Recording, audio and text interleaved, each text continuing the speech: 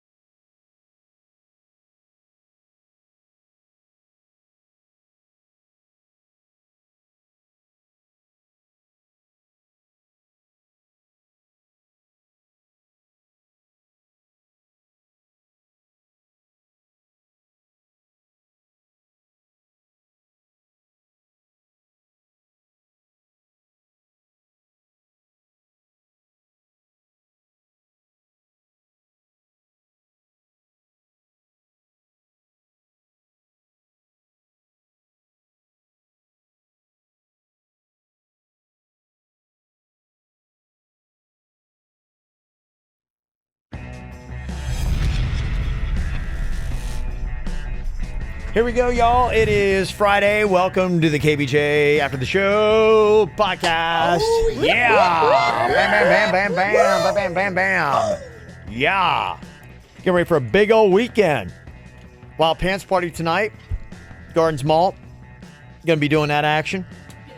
Oh, excited to get out there. I got a funky shirt, funky pants, baby. You got everything taken care of? I think I'm good. I think I'm all ready to go. Yep. So someone asked me, can the average Joe come on out and watch this? You have to pay for it? What's the rules on this? So it's right there at the center court, Palm Beach Gardens Mall. And if you want to come into the party, it's kind of in that area where they have Santa. Yes. So if you want to come into the party and be up close to the stage, I think that there is an admission fee, but it goes to the ARC, a wonderful charity that works with disabled individuals and helps them, and it's an amazing group, so all your money goes to that, and I think they have little bars set up in there and everything. Oh, no, they have bars. I remember from last year. But if you wanted to just hang out, like on the perimeter, and you don't, have the budget to pay to come in, I think if you stand up on the balcony, up above the stage, you have a really good view of the whole entire fashion show. Sure do. I tied one on so bad. The Gardens Mall gives me such anxiety. I get because it's wide open and bright. I gotta kind of drink to get on that catwalk. I noticed a theme with our show.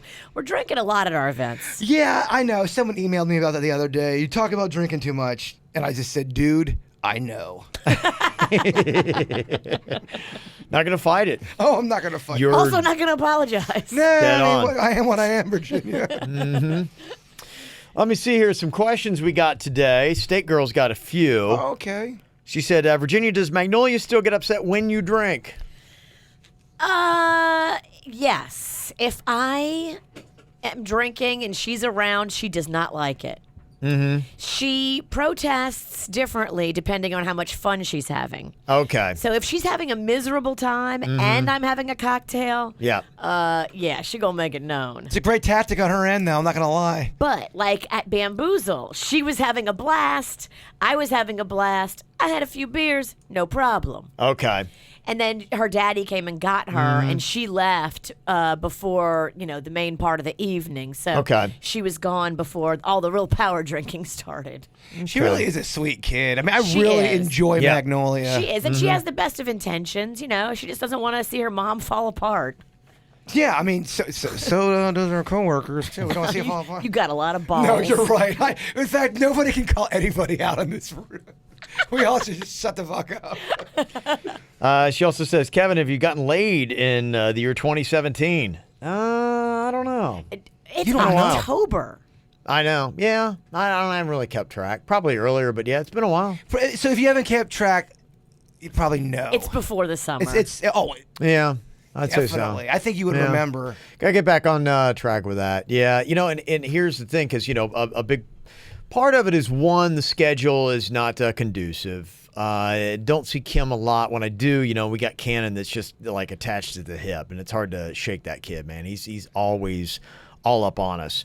And we've been trying to kind of get him into other rooms. Like we've kind of retweaked his brother's room because he's at college, his sister's room. We've even kind of tried that. He's got the bunk bed, with in grandma's room. So he's got 3 different spots he can go sleep. And he just always, we go to bed and try to go in there and here he comes, So. I mean, do you pull your pud a lot? Do you masturbate a lot? I think I've asked you this before, but I mean, do you?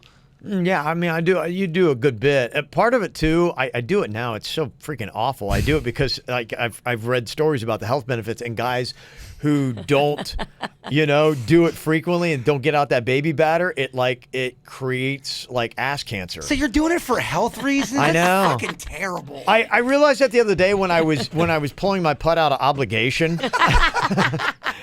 And it was more of a chore than it was enjoyable. And I'm like, gosh, man, this is just a sad statement Kevin, on my life. We got to talk, dude. What are you doing? I get it. Do you want to tell me about how sad it is? In a million years, heard somebody jerking off just for health reasons. Yeah, I know. Mean, I get it.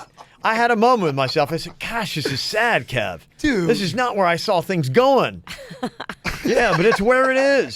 16-year-old Kev didn't see it going down this way. I didn't see it going down this way. And I am where I am, yeah. And here we are, you know? Yeah, I got some things I got to fix there, state girl. I get it. You're right. One email spawns all I got a lot of flaws. State girl bringing up a lot of problems with your meat. Yeah, no Yes. doubt. No doubt. She said, no reasons for asking besides the fact I'm nosy. Hey, I get Me it. too. I love to hear details. Yeah. State Girl's awesome. She's been listening to our show forever. Yep. You got to plan like a romantic night, just you and the queen, a hotel room, and grandma's the babysitter back at home. I mean, Normal couples, yeah, it's a great idea. I don't even give you suggestions anymore because I know that I am. I look at you as soon as someone gives you a suggestion. Kevin, this is what you need to do. I just look at Kevin. He looks at me. He's like, they don't get it. There's nothing I can't. There's nothing I can do. Been there, done it. Yeah, yeah. yeah. Look at he's Been there. masturbating for fucking health. Yeah. Well, the trick on that is that, you know, what people have is my wife, on top of everything else, she is a very much she doesn't like planning stuff. I've tried that before when we first got together, romantic evenings, all this kind of stuff. And I think it was after about the 4th or 5th time I put all this work into it. And she's like, I don't want to do it. I'm not doing it.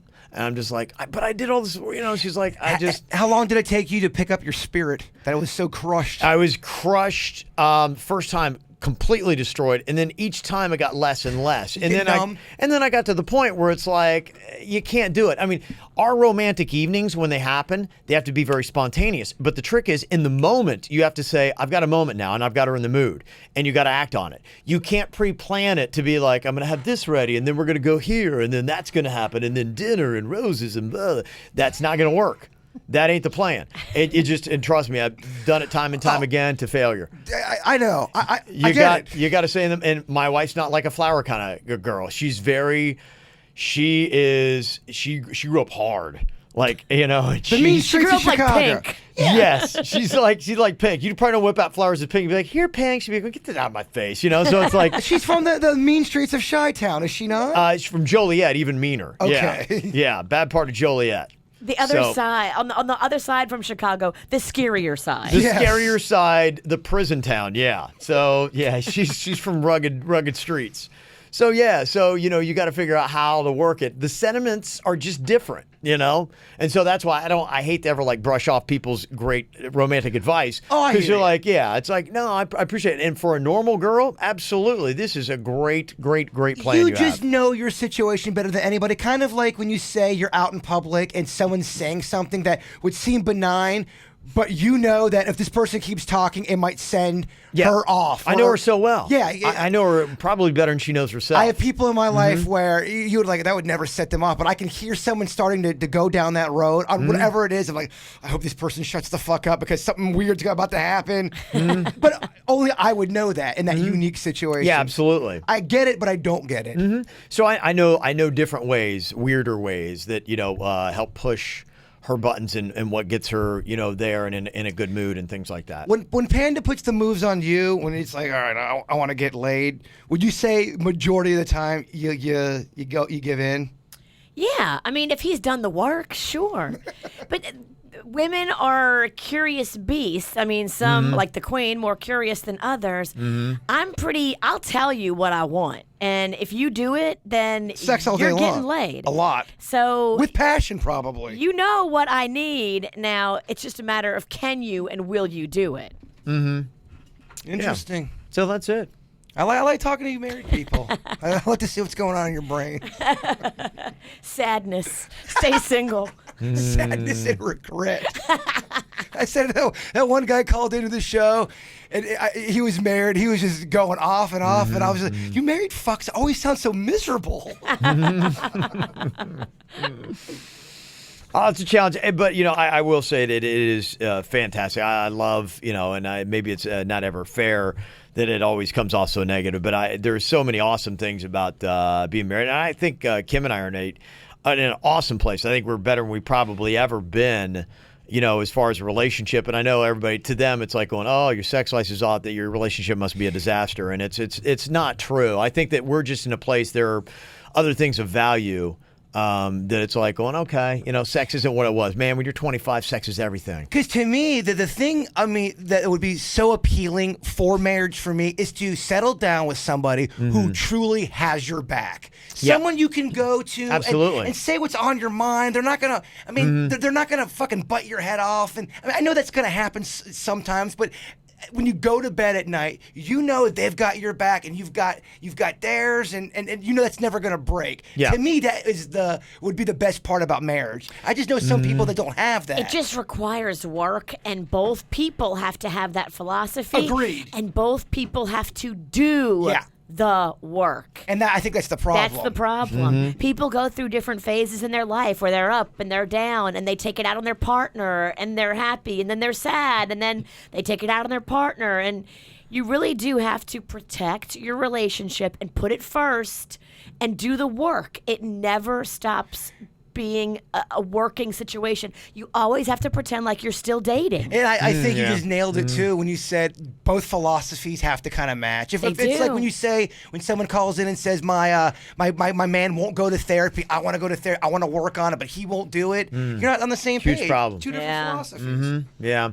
I'll say, my wife is a lot like Virginia in the sense, probably the qualities that they have is, I would say both are a little bit more challenging than your typical gal to deal with, but the thing that I like, the challenge is great, and the loyalty that comes with that, almost to a fault. Like Kim scares me sometimes with her loyalty. If she senses that anyone is out to get me or against me, there's no question. My wife is the most loyal person. I never worry about her cheating. That would never happen. And she's got my back almost to a fault where I'm like going, look, I don't mind. I understand they're insulting me. I get was wrong.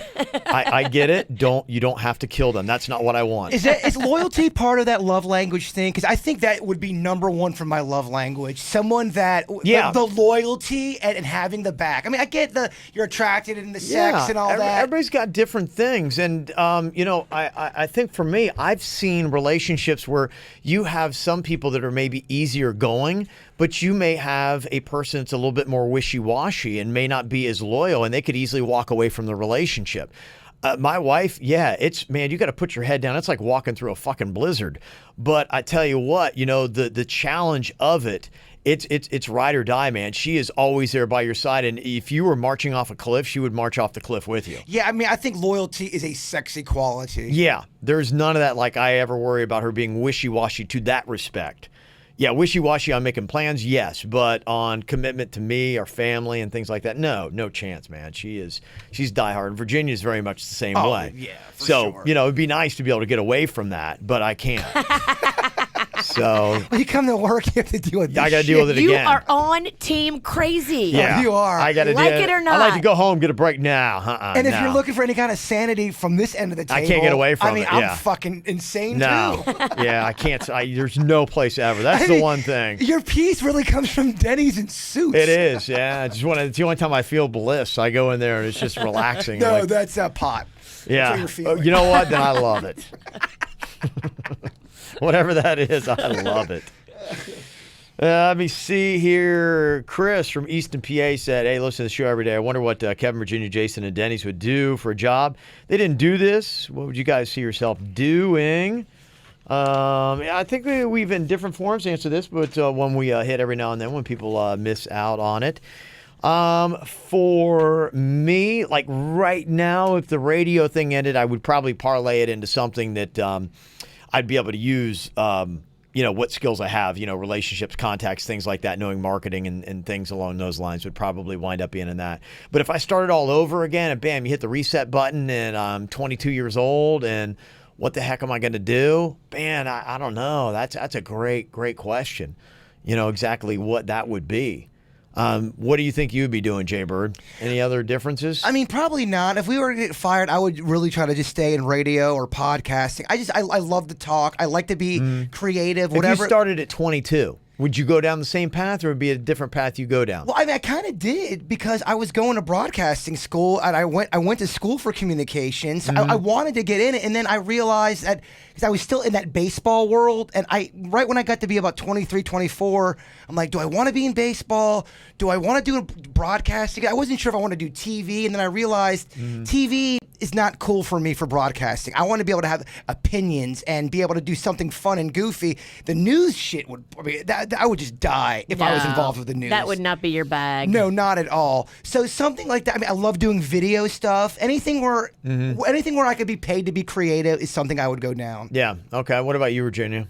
The most experience I had before radio is like food service, restaurant, bar stuff. So I could see you being in that. I think you would love that. I'd probably be so in that. Yeah, I think you'd be good at that.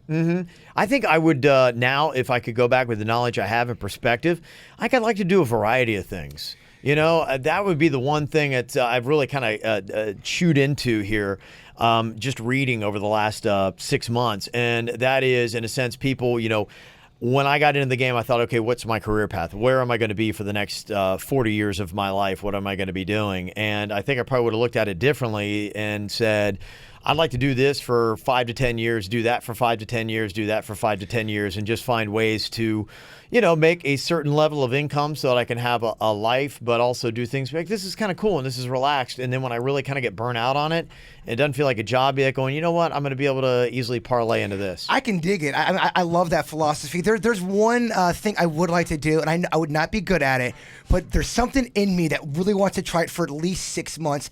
I want to be one of those people that goes out into the woods and just kind of unplugs from everything and see beautiful nature and really get in there, almost kind of like on a spiritual level, right? And really unplug from a chaotic world and just kind of, I don't know, not live off the land. I mean, I still want my pizza and all that, but that type of environment, and maybe just, I don't know, write a novel no one's ever going to read. Yeah. You know what I mean? Just okay.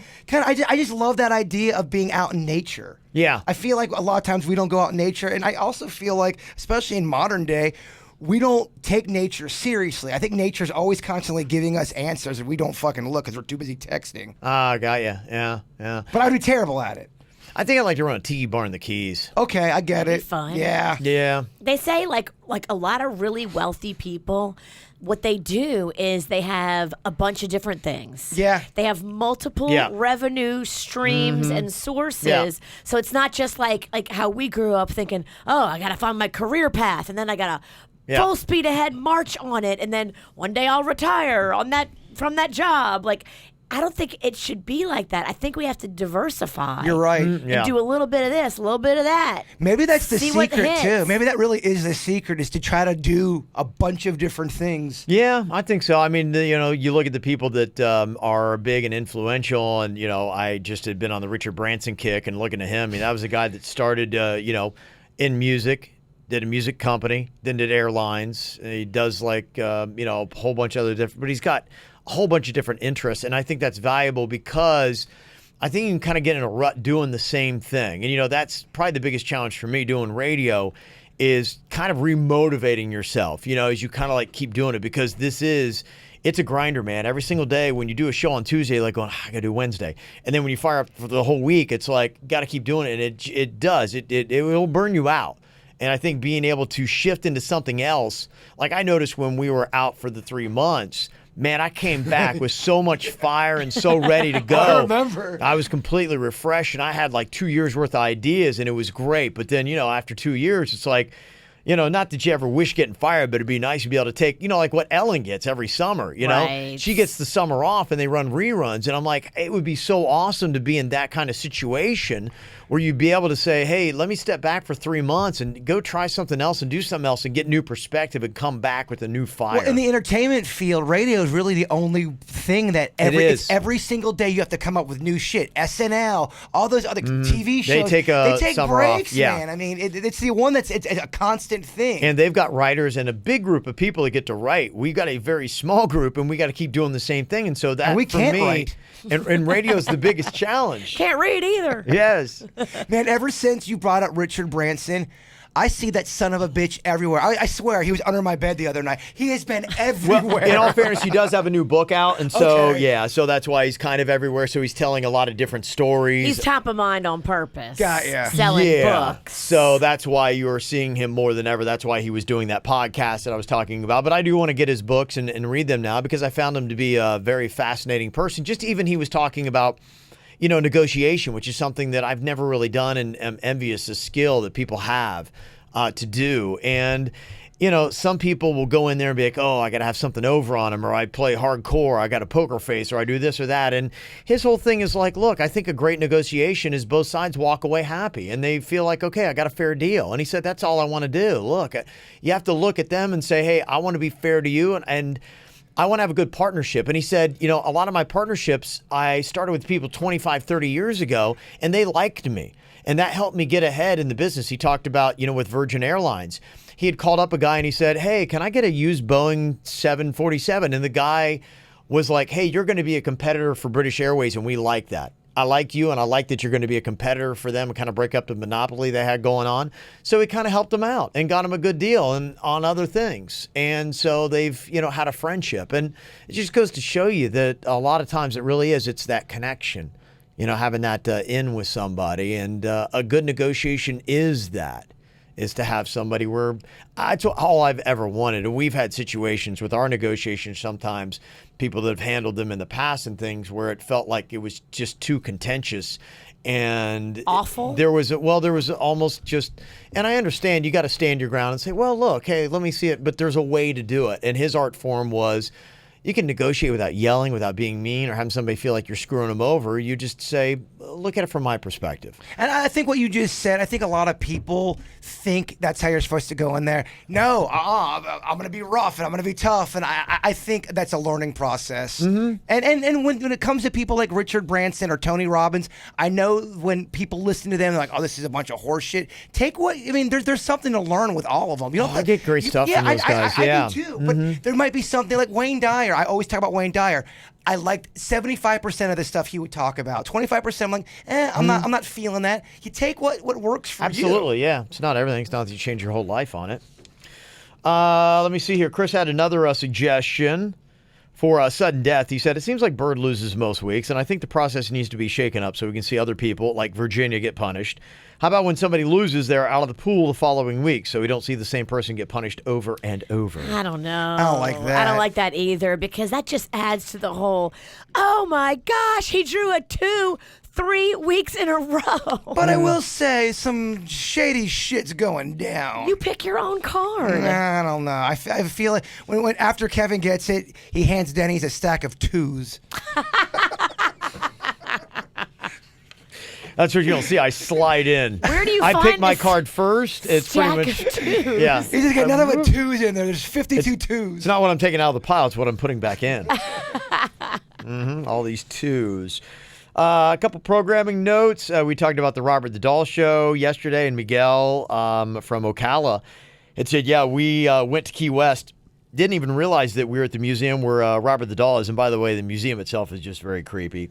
And when you see Robert the Doll, you're supposed to ask Robert permission to take his picture. Oh. If not, he will haunt you. Oh, shit. I was freaked out over the doll, but I really wanted to take his picture, so I whispered to him, hey, Robert, can I take your photo? I think felt like a total wuss, but I did it. Most people would. I don't. A lot of people are like, oh, shit, I'm not messing with it. Don't start no trouble. Yeah, I think it was on Amazon. Lore is the name of the show. They got one episode about Robert the Doll, Lore. So do they have that in Key West where you can go and visit and take You a can see picture him, yeah. with it? Well, it's Yeah. behind, like, I think a glass thing, but it's like, yeah, to even take his picture Remember through when the we glass. were down there, Mariana went, and she came back and told you all about it? Oh, yeah. I wasn't drunk 14 years ago in the Keys. Oh, yeah, I remember that old tale. No. She came back mad, yelling at you because you didn't go with her. I was always getting yelled at. Still are. Some things never change. I always get yelled at, so whatever. Another show on Hulu is called 11/22/63. I know Jay Bird always talks about time travel. This one's about the JFK assassination, somebody going back trying to stop it. So there you go. Go check that out. And lastly, the other day you were talking about the different streaming options available. And Kevin, I'm like you, mostly only recording and watching sporting events, even though I have DirecTV. Go figure. Aloha. Stephen from Hawaii. Nice. Hawaii. Hawaii, that's cool. Hawaii. I didn't realize how far and where Hawaii was really even at. Me and Denny's were really Takes forever. looking at a map the other day and really kind of exploring effort. it. By the way, we would like to do another map quiz. Denny's thinks he's better at geography than me, and the motherfucker ain't. So, if you want to do a little geography off with Denny's and me, I would love to do that. You want to do a little bit called Shit You Should Have Learned in 2nd grade? I like that name better. we were both blown away. How far Hawaii was? Shit, that's where Hawaii's at. Blown away, man. Blown away. What? Can't believe that. This is from Jonathan. He's got a friend, really smart, fun guy. Had just recently gone through a really bad breakup. My girlfriend and I have been trying to cheer him up since he's really like a brother to the both of us. So during a college event, he met up with a really nice girl, and she's awesome, fun to be with. We were both happy to see that he found somebody he can talk to. Recently, I was in the office in the college, and I heard this girl's name come up. But her name came up when they were talking about dual enrollment students. Wait, what's dual enrollment? Well, that means that she's doing high school courses and college. You do that your senior year. Yeah, she's 17. Is it. So I don't know how to break it to this guy because apparently whatever his friend's age is, it's something where you can't really or shouldn't be dating 17-year-olds. I know for sure they haven't done anything in particular since they have just been talking and he is super busy at school. What should I do? You got to tell him. Yeah, absolutely. And you got to say, look, dude, Yeah. be cool. Don't do nothing stupid. Yeah. In fact, don't do nothing. Don't do nothing. But you know what? All 17-year-olds, well, most, turn 18. So Yeah. just chill. Hang out. Be her friend. Well, say it just like that. All 17-year-olds turn 18 eventually. I mean, the difference between you saying it and a man saying it, it's so different. Yeah. You got to just chill, though. I mean, you really don't want to get yourself in trouble. How old did he say he was? He didn't say. He didn't say. But if he's in college and she's in high school, it's probably that she's 17 and he's in 19, 20, whatever. Yeah. I thought you 19 and 17, you're allowed to date. That's not illegal. Really? Yeah, there's a whole thing. We talked about it before. There's a little gap depending on how old you Yeah. are. I don't want to question the single guy on the age of consent. Oh, stop it. There is something there. Yeah. That's not. I mean, just look the laws up. Yeah. She's only 17. Daddy says she's too young, but she's old enough for me. Ugh, Gene Simmons. No, get that's away. Winger. Oh, Winger, get away from my They daughter. had the most rapey lyrics in the 80s. How did these songs come out? We're going, she's only 17. 17. Daddy says she's too young, but she's old enough for me. You're like, whoa. Or, Hey. she's just 16 years old. That's Yeah. even Leave worse. leave her alone, they say. They being the fucking cops. And then Gene Simmons, Christine 16. Yeah. Oh, that repulses me. I mean, Gene Simmons is so gross, even in the 70s when he was sort of skinny. Yeah, if we did kind of like a, hey, it's DJ the rapey top 5. Now it's Kiss with Christine 16. The thing that bothers me the most about Gene Simmons is he really thinks he's sexy. He believes he is just the sexiest he son does. of a bitch. He does, because it's too many years of groupies telling him he was. Even now, he still thinks he's sexy. It's like, dude. They should do a K-Tel Records. Top rapey hits of the 80s.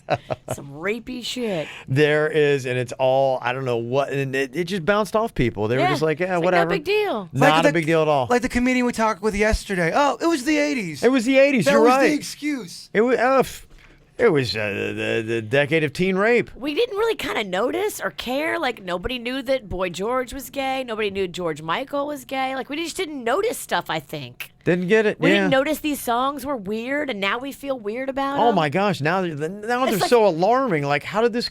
We woke. Did no one hear that lyric? I'd like to go back in time. Be like, do you not hear that? The 80s were dumb. Daddy Yeah, I says mean- she's too young, but no, she's old enough for me. What? They'd go after Twisted Sister for doing like, we are not going to take it. We went 'cause after they- the wrong songs. Thank you. We went after the wrong songs and people. That was just a teen angst song against their parents. Yeah. I mean, what teen hasn't had angst against their parents? Child predators had a green light in the 80s. You're right. Go right ahead. That's fine. Don't worry about it. And I think the 70s was even worse. 70s I was mean, bad, too.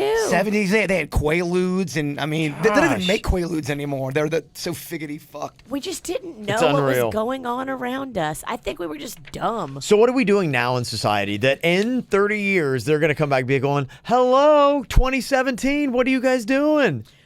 Maybe protecting all these Hollywood predators. Well, it's coming out now, but Yeah. yeah. I mean, I'm just wondering, like, what else do we have? We're like going, What else have we done wrong? well, probably, yeah. I mean, I could see that. They would look back at 2015 and be like going, casting couch, hello? Yeah. Like, you guys are just like, this is just the way it is. Well, yeah, that's you want to what- roll in a movie, you got to blow me. What? Huh? That was, You're like, what? I one gotta of the do quotes- what? That was one of the quotes That's from how Weinstein. Kevin got in Victims Galore. Yeah. Yes. Did I suck him off or did he suck me Oh, off? he sucked you. You're the director. Nah, me and Kevin are 69 kind of a crew. Yeah, we are. 69 The boys. 69, Society of Mutual Benefit. 69 and two more. Yeah. Denny's and Suits. So we're 71. You're the 71 boys. Suits of toss a bean salad. Oh my gosh. Let me tell you. Suits. He didn't know what carrots was. He also didn't know what licking ass was either. He's learned a lot. Congratulations. All right, let me see. You want to say here is an event you can check out if you're a doggy person. Shelly and Gracie sent this to us. I'm a Nationer. Just want to invite the wiener dog lovers in your audience to Doxtoberfest. Oh, that's cute. I like it. There is a hot dog and a Wienermobile. Oh my gosh, You that's see on KVJ adorable. TV. It's Sunday by the Fountain in downtown West Palm. So there you go. They're going to be having an event with races, a costume contest, vendors, a hot dog food truck, and activities for the dogs. Plenty of wet and dry noses for you, Jaybird, to go kiss. And this is the Weenie Wagon, apparently. I love the dry noses. Yeah, it's You were gonna be making fun. out with the dog last night at the KVJ 5K. Nico. Yeah. I love that Nico. dog. It's a husky, That's yeah. the second Beautiful time dog. Nico's made that round, or the run. Nico gets a little loose with you. I get a little loose with Nico. It's going to be Sunday 9 to 1 in the Green Market area. So if you want to go check out that event, just one of the many things going to be going on.